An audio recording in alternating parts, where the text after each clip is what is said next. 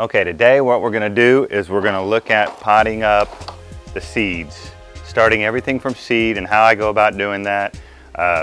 This is an example of some onions that I put up November the 7th, and these were put in the trays.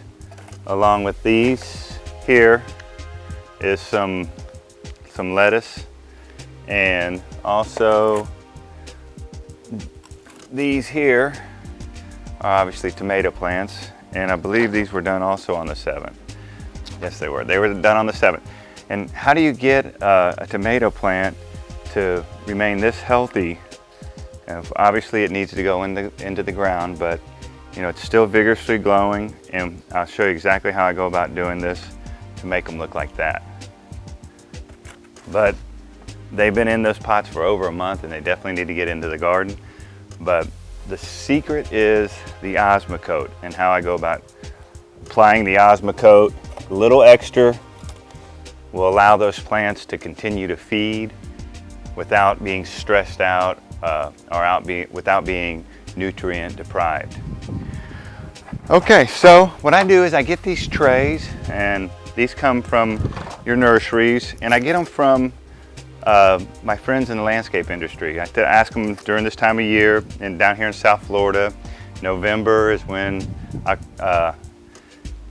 is normally when they put in the impatiens. So I talk to my friends and say, please save your trays for me, and we use these to start all the seedlings in. What I have here is a bag of some recently purchased heirloom seeds from Annie's Seed Company, and I got one little pack of some from Burpees heirloom seeds, some Brandywine. But Burpees didn't have, for instance, bell peppers. I couldn't find any on their website, so I wanted to get some bell peppers and some squash. There's a few other varieties that I don't know if they had or they were out at the time when I placed my order. But broccoli, for instance, you know, I want to do some broccoli, and so I got these from Annie's Seeds. And what I do is I go ahead and just cut them because I want to save these packages. But I go ahead and just cut them nice with a pair. You know, you hear that? Let's see. Here you go. But anyway, so this is the broccoli. We'll go ahead and start off with the broccoli.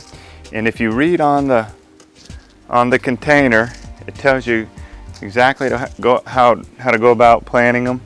And the plant depth is 1/4 inch. Your spacing is 12 to 24 inches apart, and your row spacing is 18 to 36 inches apart. So this is a good seed to demonstrate on.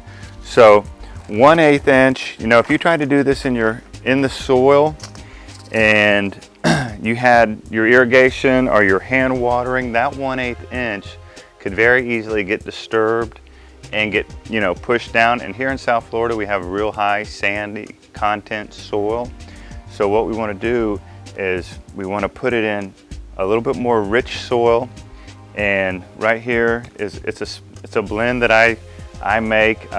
Occasionally I'll get some soil from this Miracle-Gro soil here that I have.